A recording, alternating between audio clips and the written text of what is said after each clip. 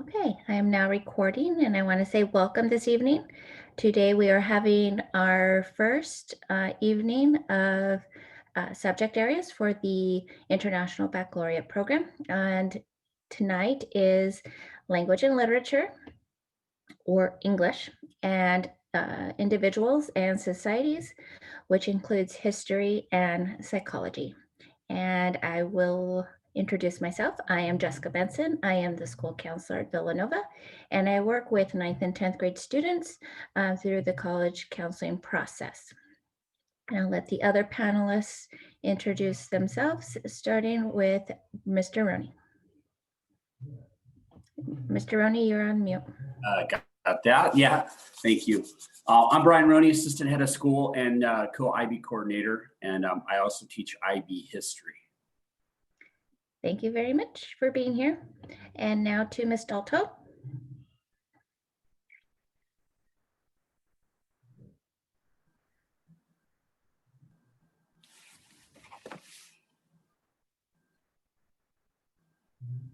We'll come back to Ms. Dalto, and I will now go to Ms. Burgett. Hi there, I'm Elise Burgett. I teach English 12, and I'm also the English department chair, and I'm the CAS coordinator for the IB program for anyone who's thinking about doing the full diploma program. Thank you. Ms. Kistler. Hi, good evening. I'm Mrs. Kistler, and I teach IB juniors language and lit, both the HL and the SL levels. I also teach English 11 as well as 10 English honors. Thank you very much. Mr. Selecki. Hi, I'm Eric Selecki. I teach IB History Year 1, as well as teaching Theory of Knowledge for both juniors and seniors. Thank you very much. Ms. Dalto. Thanks. Sorry, I was frozen, I think. I'm Kristen Dalto. I'm the other co-coordinator for the IB program. I also am the coordinator for the extended essay, and I have taught IB French ab initio, and this year I'm teaching IB Spanish ab initio. Thank you very much. So we'll start today with IB language and literature, and we'll start with year 1, Ms. Kistler. So I think I might actually give an overview of the course and then have Mrs. Kistler kind of jump in about junior. Does that work, Mrs. Kistler? Is that still a good plan? Ms. Burgett, thank you. Perfect. Great. Okay. So language and literature, like Mrs. Benson said, is yes, English. It's a fancy way for the IB to say English. The IB has a few different English courses that it offers. There's the literature course, there's the literature and performance course, which is more focused on drama and theater. And then there's the language and literature course, which is the one that we selected when we started the IB program a few years back, mostly because it most closely aligns to the AP progression. So there's an AP language component and an AP literature component, which we had before we started the IB program. So the language and literature course we felt most closely matches or aligns with all of the skills and all of the types of texts that the students would be exposed to in those two different AP courses. So that's the reason we selected this particular iteration of IB English. So just some basic underpinnings of the Lang and Lit course. We're always looking at relationships among texts, readers, and writers, those exchanges, right, among the readers, the writers, and the texts that are sort of between them. We look at the range and function of texts across space and across time. So we're aiming to expose students to all different types of texts. And I will say the language and literature course takes a very broad view of what text means. A text is anything we can extract information from, whether it's visual, language-based, anything that we can pull information from and read, that's a text in our course. So it might be a little bit different from English courses that you're used to up until you get to junior year. We're also looking at intertextuality, so how texts sort of speak to each other and borrow from each other. We look at how meaning is constructed within belief or value systems, how meaning is negotiated across multiple perspectives from single or multiple readers. So we're looking at how one reader might pull different meanings from a text, or how many different readers might pull many different meanings from a text. So there's lots of room for interpretation, which can be intimidating, I think, but can also be very fun and sort of enlightening. We look at how language sustains or challenges ways of thinking or being. We look at understanding of a text in relation to its form, right? How it's constructed, its content, its purpose, its audience, and its context. Again, that relationship among text readers and writers. We're always looking at the nature of language and the ways that language shapes and is influenced by identity and culture. So lots that goes into the course and into what we study when we look at a text far beyond just the context of the text itself. So some major skills that the course hopes to cover. We're always engaging in close analysis, close reading of all different types of text. We want to engage with a range of text and media from, again, across time, across different styles, and across different cultures. We really focus on interpretation, analysis, and evaluation skills through the 2 years of the course. It is a 2-year course, by the way, so whether you're in SL or in HL, standard level or higher level, you're in the language and lit course for both years, junior and senior year. We look at recognizing the formal elements of a text, how it's constructed, the choices an author has made, and how they affect meaning. We look at relationships among text, cultural context, and then local and global issues, sort of on a thematic level. We're looking at how text can communicate, again, multiple meanings at the same time. And then students are also working on their communication, their collaboration skills. And ideally, and this is actually a standard that the IB gives us, we want to foster a lifelong love of and interest in literature and language. So I think it's really cool that the IB actually gives us that skill, that aim that we want to foster in the students. So I think maybe we can look at in practice what some of that looks like, and then add on anything we need to add on. So Mrs. Kistler, if you want to talk a little bit about specifically what you all do in junior year. Yeah, thank you for adding all of that information. It's really valuable to how both courses work together for the IB program. But I think students need to come in, like Ms. Burgett said, that it's a very different type of literature and analysis, because we actually study quite a few literary texts, but we also take a look at non-literary texts and how to analyze and read and interpret ads, cartoons, etc. That oftentimes can also reflect so much deep meaning within the context of literature.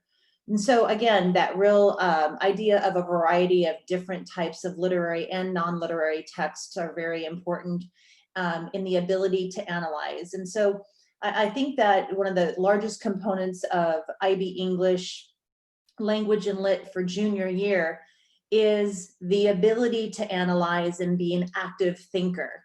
That's the largest component of this course. It's not a cookie cutter course. It's thinking outside the box, analyzing and being able to pull not the surface information, but to really dig deeper into deeper meaning and deeper analysis. The course really does focus quite a bit around not just the literature and the non-literary texts, but also identifying global issues within the world, global issues that come up within a text, within a non-literary text, and the ability to analyze and really, take a look at the deeper meaning of the big picture. And I think that's such a unique element of IB in general, is to take a look at things globally in order for us to all be able to identify with each other. A few of the books that we do read right now, Ms. Burgett said we had a wide range of literature. We read The Great Gatsby by F. Scott Fitzgerald. We read The Doll's House by Isbin, and Their Eyes Are Watching God by Miss Zora Neale Hurston. But again, there is a tremendous amount of non-literary components that come in with this. Another very large component of IB English that needs to be really addressed is also the writing component. And the writing that does take place on a weekly level.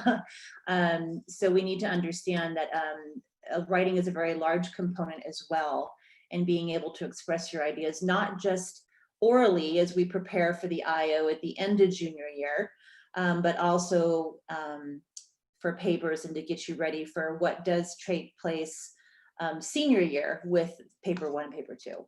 So anyway, I think that covered it if anyone else, but thank you for the opportunity. And that's a great segue into let me talk a little bit, I guess, about senior year and what we look at, and then the assessments that Mrs. Kistler was mentioning at the end there. So senior year, a lot of the same. I mean, a lot of the skills are developing over the 2 years. Same thing that Mrs. Kistler was mentioning. We're also looking at literary text, so pieces of literature, you know, as you might conventionally think about them, but then also those non-literary texts and non-literary bodies of work that are all different types of media. So the literary texts that we are currently focusing on senior year are The Merchant of Venice, so a Shakespeare play, Persepolis, which is a graphic memoir, which is quite different from a lot of texts I think the students are used to, so that'll be a pretty fun one. And then HL also does Frankenstein, a romantic novel.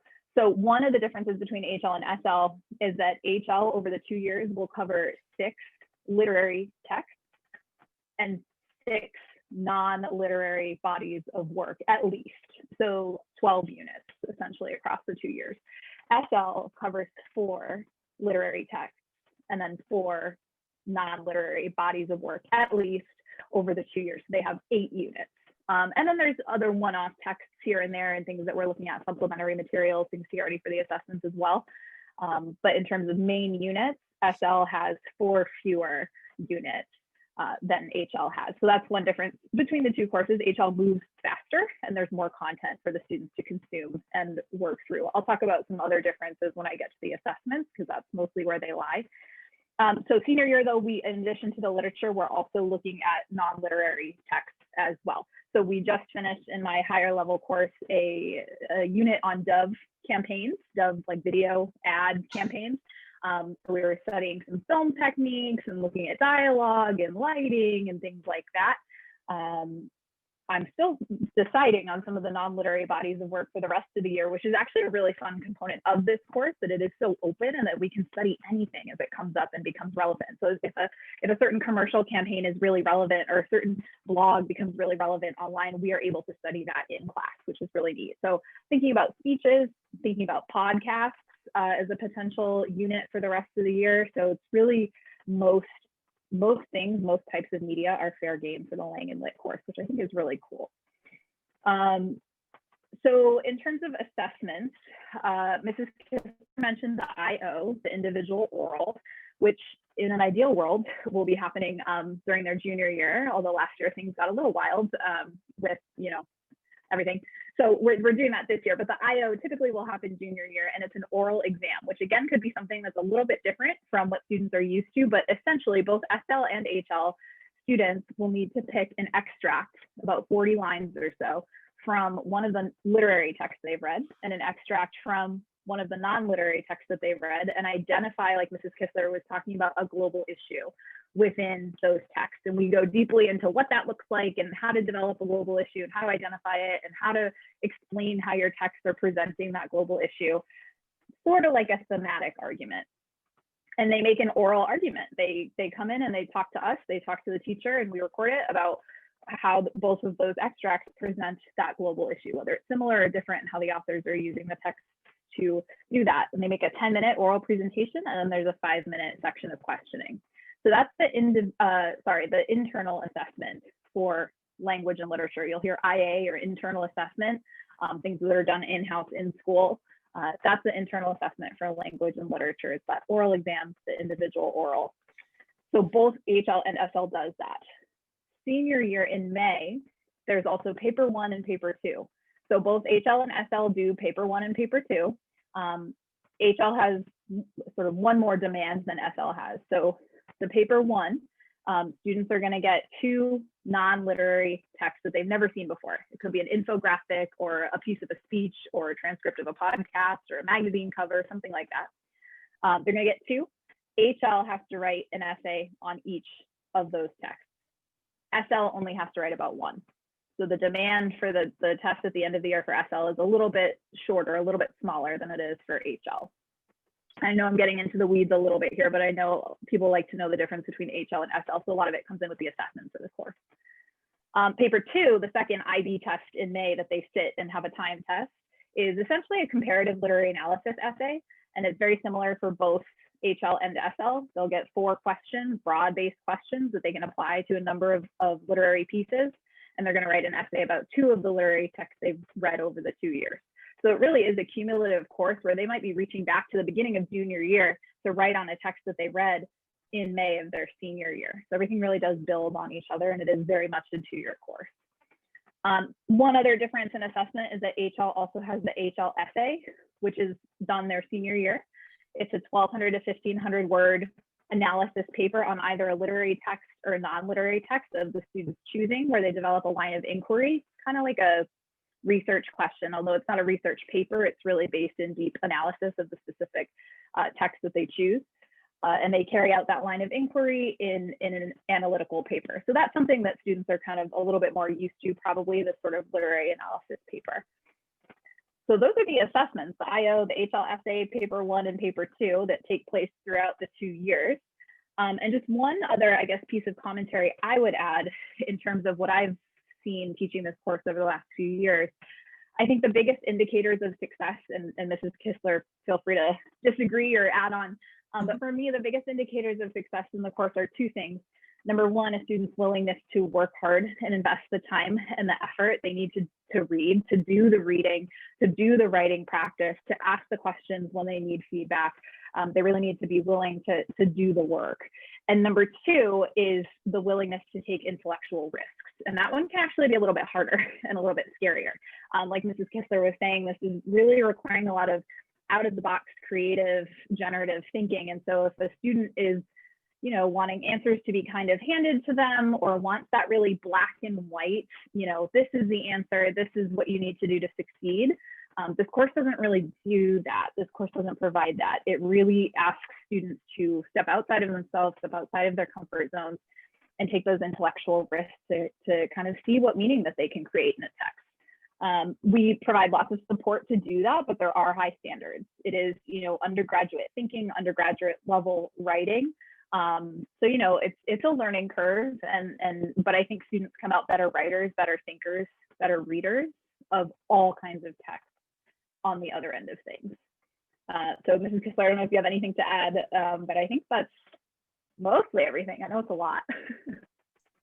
Yeah, I think you added some really valid points about independent thinking and the need to take risks, and understand that you're not going to be provided answers or a way of thinking in which you need to really come up with your own ideas after reading and doing the work, that it all comes together like that for this 2-year course. Thank you very much. That was very informative. I learned a lot about the courses, which is always nice, so I can talk with students about it. So we'll move on to individuals and societies.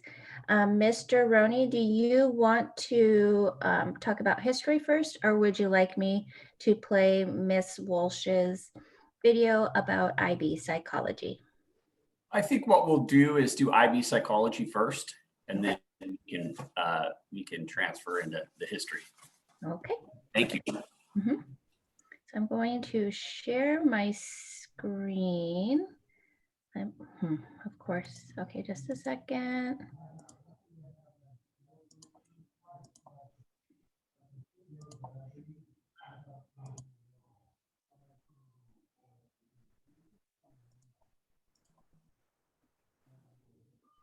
Now I'm going to share my screen.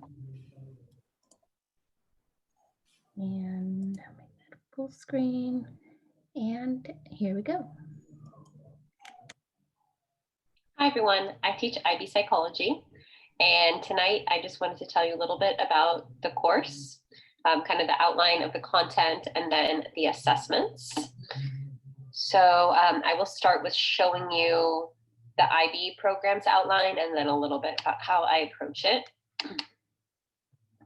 So here in my screen, this is the curriculum model overview, and the way we do it is everybody does it for 2 years. We just find we really need 2 years to cover, although we need to cover whether students do HL or SL, and they'll actually be learning all the same material. So even the SL students will be learning all the content that the HL students would. They can just choose which level they want to test at. So the way we approach psychology from the beginning is very scientifically.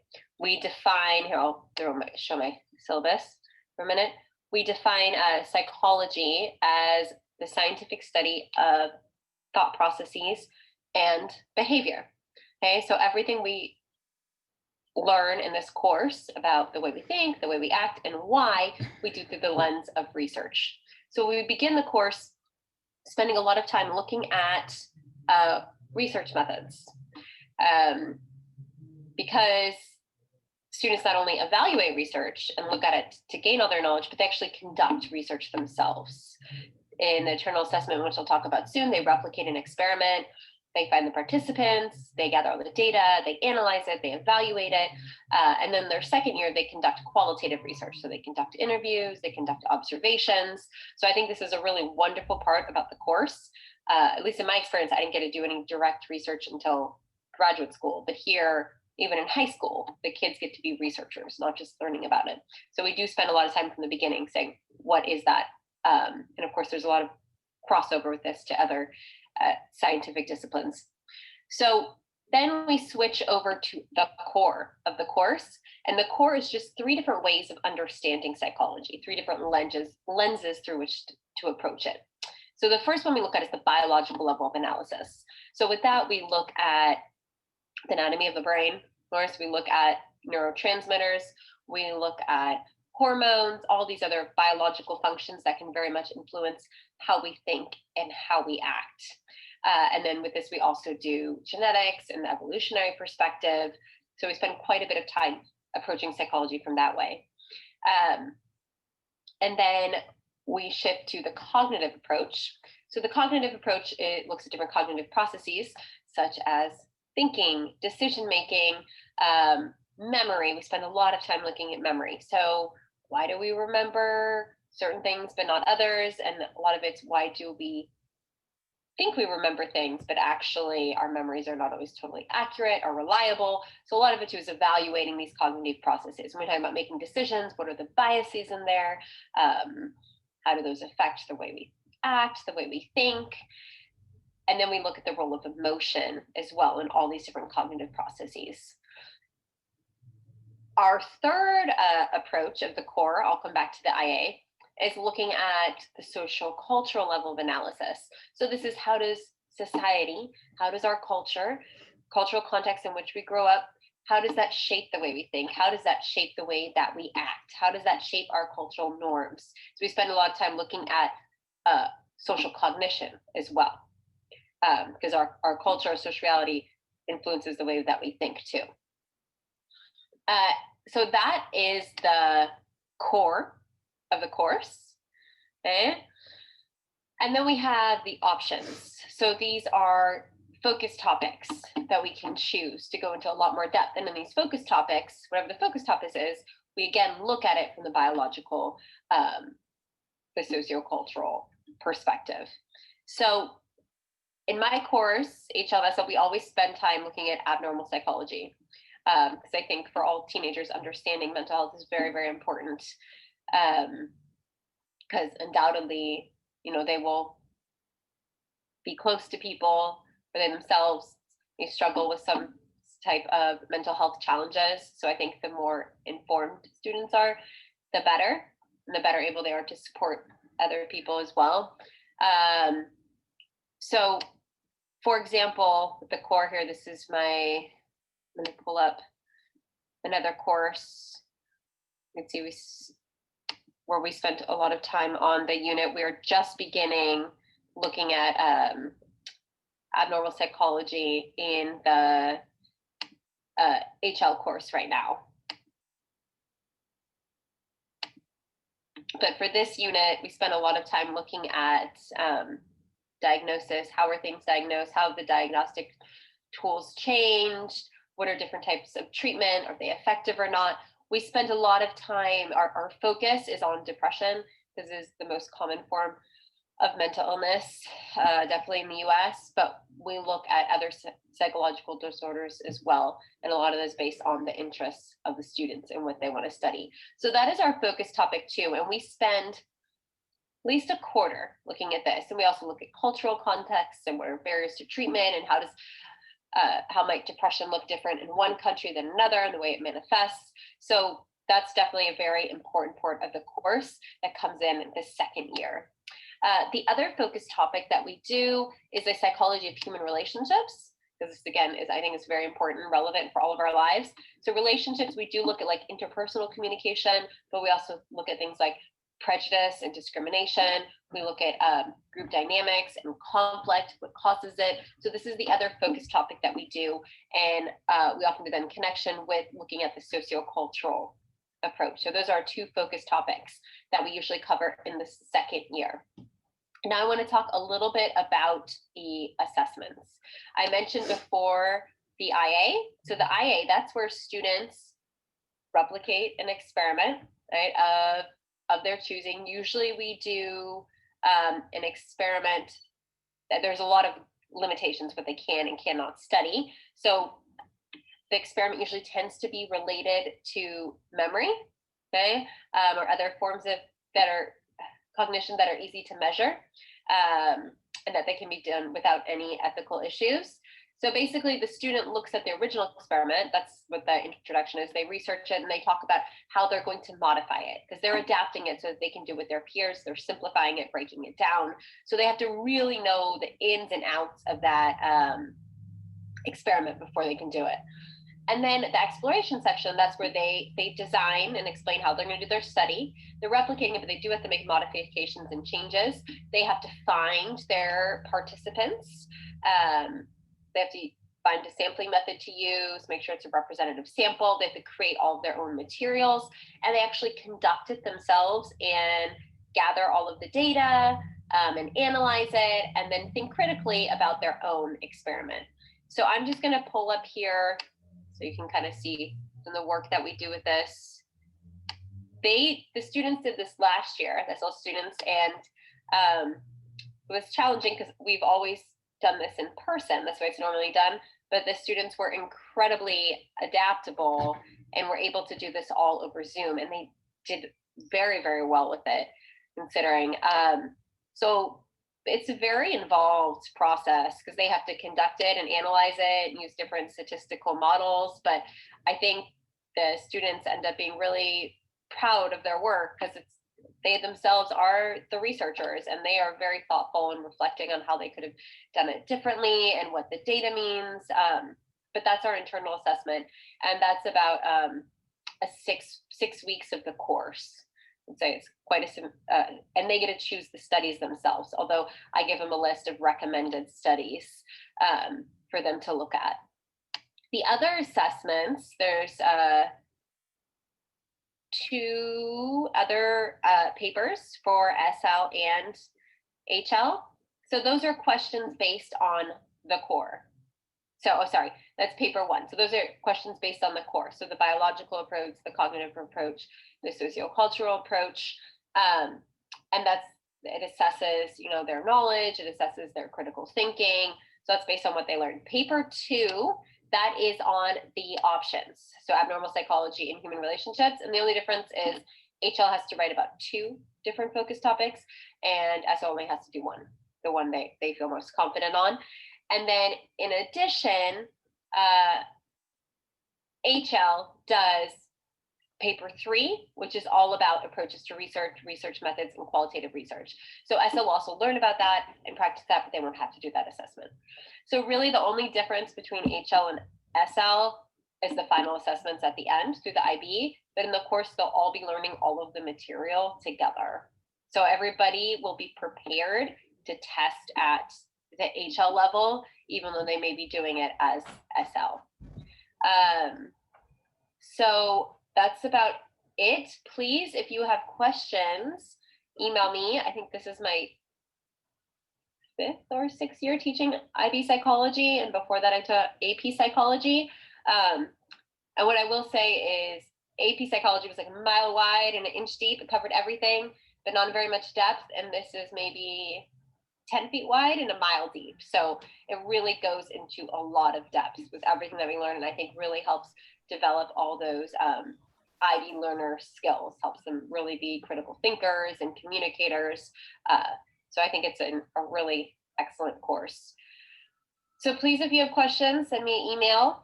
It's awalsh@Villanova Prep. of course. Sorry I couldn't be with you all tonight in person or on Zoom, but I will respond to the emails as soon as I can. All right. Thank you. Bye.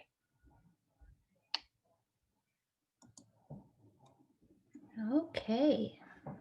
Thank you, Ms. Walsh, for sending that to us so we could get an understanding of what IB psychology is. And now I will hand it over to Mr. Roney and Mr. Solecki to talk about the IB histories. All right, thank you very much. Again, my name is Brian Roney, and I've been at Villanova for about 15 years, and this is my 5th year teaching IB history. IB history is it's a 2-year course, and we offer at Villanova IB History HL, which is the higher level version of the history. Mr. Solecki will speak in just a moment, and he teaches the 1st year of IB History HL, which is the history of the Americas. And I teach the 2nd year of the history program, the HL, which is 20th century world history. And in that component, we can talk a little bit about the differentiation between HL and SL. But next year for Villanova, when you make your choices, we will be offering only history HL, which is the 2-year program. So with that, I will turn it over to Mr. Solecki. He can kind of guide you through what year 1 looks like. I can guide you what year 2 looks like, and then afterwards we can kind of talk about our individual papers, or essentially what we call our assessments. All right. So the course that I teach is effectively a skills course. My goal by the end of the school year is to have students feeling comfortable and capable with the basic skills they need in order to succeed both at the test and in Mr. Roney's year 2 class in general. So for me, my biggest concern is making sure that my students are capable of writing at a college level, because that is how they will be assessed both with the IA and with the exams at the end of their senior year. So in my class, I set it up based on a 4-quarter system. Each quarter has a different area of history that we study, all within US. And I have different skills benchmarks that I expect them to meet by the end of the quarter. So 1st quarter, we look at the American Revolution and the colonial period. And I expect students to be, by the end of that period, able to write a 5-paragraph historical essay within 1 hour. It is a little daunting for students at first because I very happily throw them into the deep end, but I make sure that they are able to keep up, and I am always giving them feedback, and I'm giving them many opportunities to examine their own writing so that they understand what they're doing and why. For the 2nd quarter, we shift to Civil War in the United States, and the focus on writing becomes more about making sure that you have a completed essay. So for the 1st quarter, I'm not as fussed about students finishing the essay so long as they get the style right. Then by the end of 2nd quarter, it's getting the style and getting it done within your hour allotment. For 3rd quarter, where we are currently, we look at the Great Depression and the New Deal. And my writing goal for students is to make sure that they are able to complete a full history essay, 5 paragraphs, in 55 minutes. And at the end of the year, we will start looking at World War II and the United States involvement. And the expectation is that they will write an essay within 45 minutes. All throughout the year, my intention is to give them 1 day of history content and 1 day of focused writing. At the start of the year, we write essays once every 4 weeks. When we get into the 2nd quarter, they write once every 3 weeks. 3rd quarter, they write once every 2 weeks. And 4th quarter, the intention is to have them write every single week. And the idea here is that students will feel comfortable and confident to walk into Mr. Roney's class and actually be ready to go and learn his content. Now, before I turn it over to Mr. Roney, I do want to say this February, so the first week of February, I will be holding essentially a trial run of my class, where I will invite any sophomore who is interested to virtually try out what my class is like. And so we will go through a full week. It will be real text that I have my students read. It will be the real lessons that are run, and that will give students a chance to gauge for themselves, is this a challenge they want to take on? It is something that I feel like any student is capable, as long as, like Ms. Burgett said, as long as they're willing to do the work and actually push. If they can, they will likely succeed. Yeah, and Mr. Roney, I turn it to you.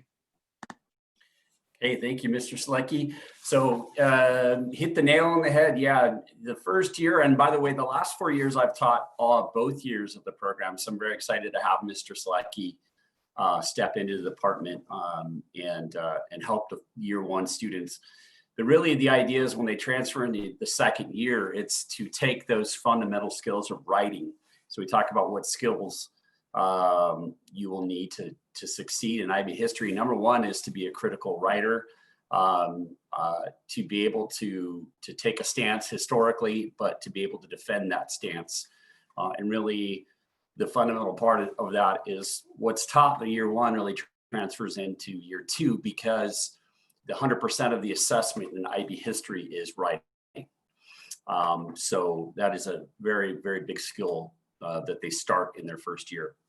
When the students come to me at the beginning of their senior year, one of the things I do is introduce what we call the internal assessment. The internal assessment you've heard before is is an assignment. We call it the historical investigation. And students are able to choose any topic they want in history, as long as the topic is not within the last 10 years. And what they will do is carry out their investigation, coming to a conclusion in that investigation over the course of 6 months. And it's not a very big investigation or a written investigation, in that it's only 2,200 words. The actual body of the investigation is 14 to 1,500 words. So the goal behind the IA is that it's teaching the students the research process, the writing process, but how to use a plurality of historical schools of thought as well to help explain the phenomenon. So some examples of historical IAs that I've had in the past might be, for example, Washington's Culper spy ring. It could be Nazi propaganda in World War II. It could be the effectiveness of diplomacy, or the ineffectiveness of diplomacy in the Korean conflict in 1952. And so really it's a wide range of topics. It really is great because the students get to choose an aspect of history that is outside of the course outline, and allows them to really kind of focus on something that they're passionate about. So the first thing they do when they come to me as a senior is and my job is to guide them through the writing process in this. And so the assignment is staggered over the 6 months, with the rough draft being due in December, and then of their senior year, and then their final draft being due in March. And that constitutes 20% of their overall IB score. When we start the class in the fall, we move into what we call our prescribed unit, which is a case study.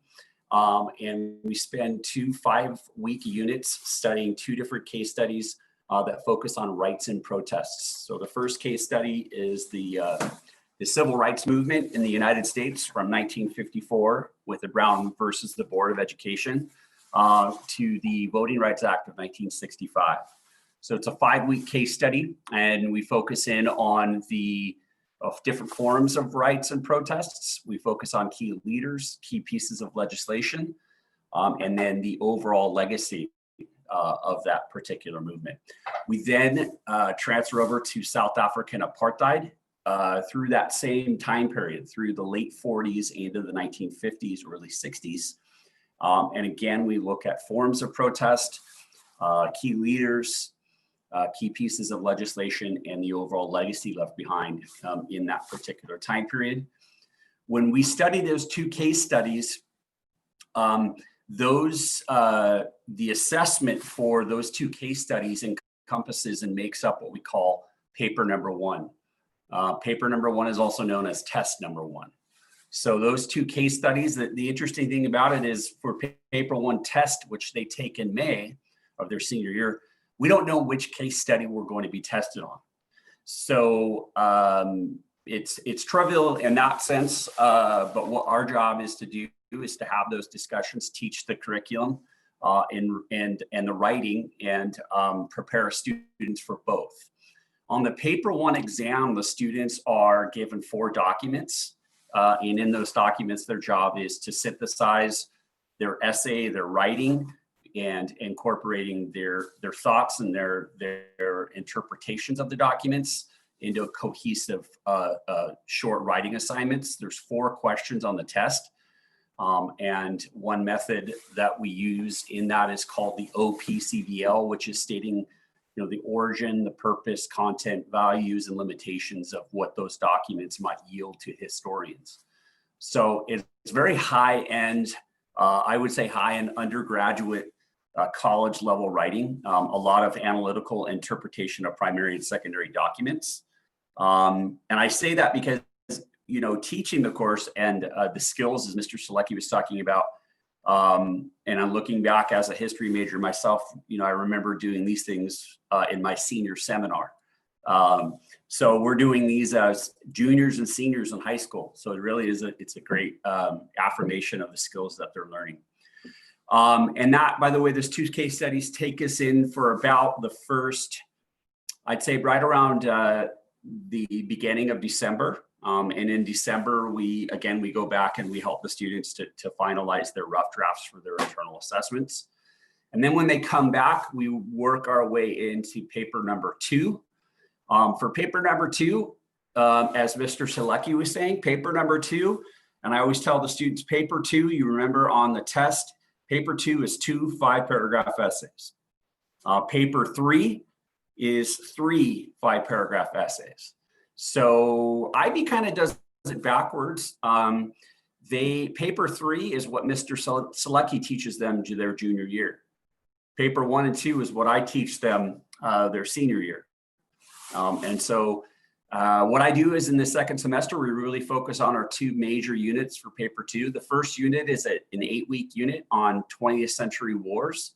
It focuses on the causes and the course and the effects of warfare in the 20th century. So we cover World War I, World War II. And I know Mr. Selecki said that we cover World War II as juniors, but the focus in the second year is World War II on a global stage. So from the perspective of, hemispheric perspectives. And so World War I, World War II, Korea, Vietnam, 2 civil wars in Spain and in China. And then one of my most favorite modern wars, well, I say more modern, would be the Falklands War between Argentina and Great Britain. So that's an interesting hemispheric change. The reason why I mentioned the word hemispheric is because the paper 2 exam tends to focus on having the students choose an essay that involves writing about warfare from 2 different hemispheres. So we study guerrilla warfare, wars between states, the technology and the modern human and economic mobilization for warfare, which then brings us into our second topic for paper 2, which is the Cold War from 1945 to 1990, roughly. And again, the focus is on the different crises that take place during the Cold War, major leaders involved. Again, this focus on conflicts that take place during the Cold War from different hemispheres. So from different regions around the world. And it's really an interesting unit because it does piggyback what we do in 20th century warfare. And then it also does tie into what Mr. Selecki does in the year 1 as far as skills are concerned and as far as World War II and the Great Depression as setting a tone for some of the major causes of these conflicts. So again, my goal and my focus for success in the class is to take those skills that Mr. Selecki develops, introduces, and to really, if you think about a 2-year process of a heavy influence of writing, that's going to be a big component of the skills that students will develop. But I would say a surefire way to do well in the class or not do well is to do the reading. History is a story. So the student must really focus on making sure that the reading is complete on a weekly basis, especially when essay prompts gear the students to think on their feet, to choose conflicts that they want to write about.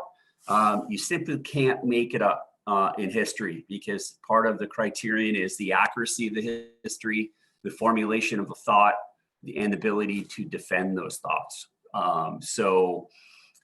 It's an amazing class. And again, like I said, I'm really happy to have Mr. Selecki help build those skills and introduce those skills. And I always tell students, what you learn this year piggybacks and helps build the foundation for next year. And then the seniors, I tell that, they start to look at these themes that they see across both years. How diplomacy works, how democracy works, but how other forms of government arise, and the major lessons that we can learn from history, which we obviously we know today we're seeing quite a bit. So yeah, I think that's it for the most part. Again, all students in the IB program take their exams as a senior, and those exams are held over a 3-week period in May, and usually it's the first week of May, and that goes into the the beginning or mid region of the 3rd week of May, and those are on campus at Villanova. So, Mr. Selecki, is there anything else that you wanted to add about maybe? Yes, and this is aimed primarily at students. You will be learning how to take notes and how to study your notes. Right. Piggybacking on what Mr. Roney was saying, you need to know the reading because it is a story. That does you no good if you do not practice and study what you have read and make sure that you take quality notes that you can refer back to. Otherwise, you may be in hot water when it comes time to actually write. That's about all. Yeah. And I would emphasize that for the year 2, because the questions are so broad that if you haven't done the reading and they ask you to choose 2 different conflicts based off of civil warfare, and you don't know the basics of the information, it'd be very hard to formulate a 5-paragraph essay because there are no multiple choice questions. There are no vocabulary questions and things like that. It's a very true, authentic assessment. So great course. If you have questions, feel free to reach out to me, Mr. Selecki. Thank you. And we'll turn it back over. Thank you very much. You're welcome. As I listen to each of your presentations, it does take me back to college, which is great. So I'd like first to let Mrs. King introduce herself. Hi all, sorry I'm late. I'm Mrs. King, I'm the Director of College Counseling. And then as I was listening to each of you, the emphasis on reading was pretty apparent to me. And I would like to know, and I know this is not a question that has been given to me, but I would like to know how many hours of reading do you think these students would have to do in your classes so they can get an idea of how much time they'll be reading, considering your classes they'll be taking concurrently, potentially?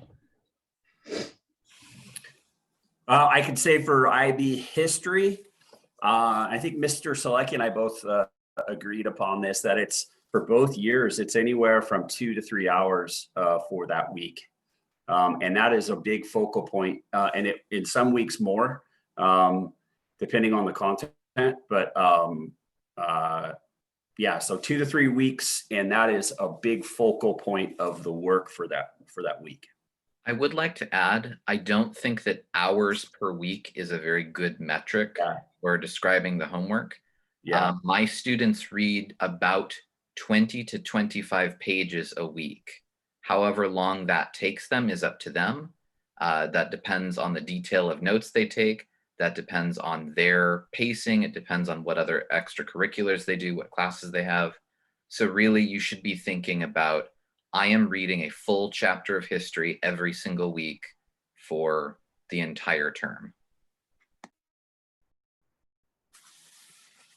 And I would say English is probably pretty comparable. Mrs. Kissler, you can certainly comment on your year too if you would have a different answer. If we're putting hours on it, 2 to 3 hours of work a week is probably reasonable for most weeks. Although I mentioned last night, for anyone who was here, I have my HL students are doing their HL essays right now on top of the unit that we're also moving through. So they probably have a little, maybe closer to 4 hours of work over the week this week. And then there's going to be units where we're not doing any reading because we're looking at commercials or we're looking at art pieces, things like that, where they might have different tasks that they need to do for homework. But yeah, I'm a slow reader, so it would probably take me more than that, certainly, to read each week. So, when we're doing like a Shakespeare play, just to work on something specific, we're usually looking at somewhere around an act per week, if not maybe a little more. So that can be up to like 25 pages of Shakespeare in a week.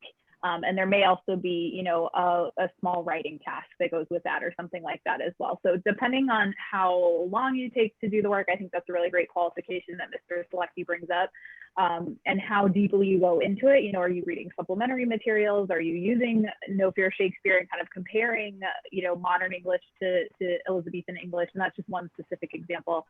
It could take longer. So it is certainly an investment, but we do also try to space things out and be reasonable with the fact that the students have, a very full load. Great, thank you. And I just want to reiterate, for the courses within these 2 subject areas, we do offer language and literature, both at the SL and HL levels. We offer psychology at both the SL and HL levels. However, we only offer history at the HL level. Just so you know that. So if that is, if you're a full IB diploma candidate, history will be one of your HL options. And to go off of the question that was in the chat about the average class size, thank you, Mr. Roney, for answering that. And that's one benefit of being able to work with the master schedule, and Mr. Roney specifically working with the master schedule. If an IB course gets above 20 or so, we do look at creating another section of it. Having IB courses that are much larger than 20, it is hard for the teacher and the student. So we like to keep them smaller in general. And please ask questions. We have until 7:30, not that we need to be here till 7:30. We'll wait a few minutes. Sorry, can I just add, because we've gotten the question a couple of times in the past 2 presentations, is the workload. I also want to let everyone know that in the junior and senior years, the seminar class does offer a significant amount of study time within our curriculum, and that is, one, was primarily meant for students taking IB classes to have some time within their school day to work on homework, as though they were bringing less home. So that is one of the benefits of seminar, is directed study time.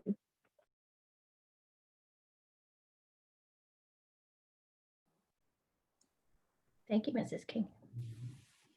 Also, if the audience has any questions about the IB testing as well, maybe what that would look like in May, feel free to ask. Happy to answer any of those questions. So, Mr. Roney, what does IB testing look like? Well, thank you. I was prompting that. So IB testing, again, it takes place over the course of 3 weeks, and it is subject specific. If a student is taking a high level course, they have 3 exams. The first day will be usually paper 1 and 2 or test 1 and 2, and the tests start at 8:30. So the AM test would start at 8:30. They would have a break and they would come back to take the exam, the second exam, paper 2, that same day at 1 o'clock. So they would take paper 1 and 2, let's say on a Monday, and then they would come back on a Tuesday and finish paper 3. And the tests range, really, they range, anywhere from an hour at a minimum to up to 2.5 hours maximum. So for like IB history, for example, paper 1 is 1 hour, paper 2 is an hour and a half, and paper 3 is 2.5 hours. So it just depends, but usually if there's 3, it's a high level course, there's 3 exams, they break them up over the course of 2 days. If it's an SL course and you only have 2 tests, those tests are completed within that 1-day period.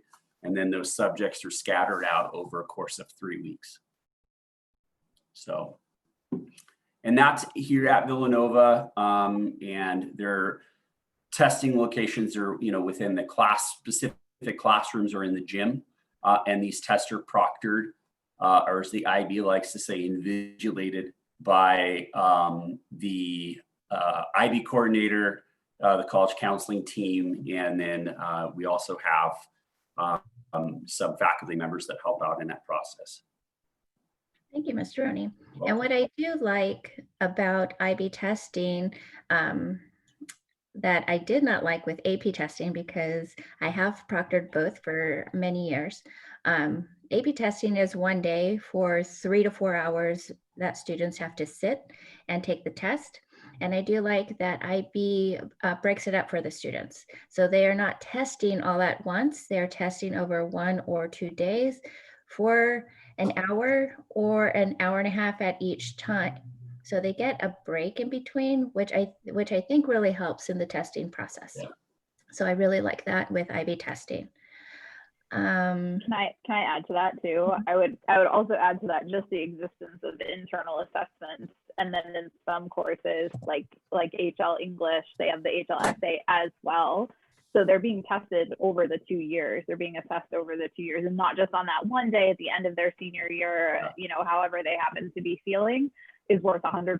It's not like that in IB English or IB Language and Literature. I think, don't quote me, but I don't think any assessment is worth more than like 35% of their IB score. It's something like that. So it's if they don't do so well on one single assessment, or maybe they don't test so well orally, that's probably only worth 25-35% of their score, and they can do well on the other assessments as well that they're taking on a different day in a different setting, and maybe even a different medium. So I think that's a real asset to the program as well. Mm-hmm. Thank you, Ms. Brigitte. Please continue with questions if you have them. We'll wait a few more minutes, but I do want to invite you to tomorrow evening. It will be with Language B, which is our Spanish and Latin IB courses, and with the arts, which includes art and music. And it will start at 6 o'clock tomorrow.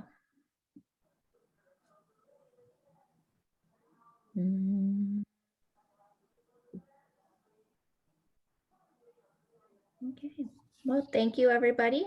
Have a good evening. If as you go, you have a question, we'll be here until everyone has exited the room. Thanks, everybody.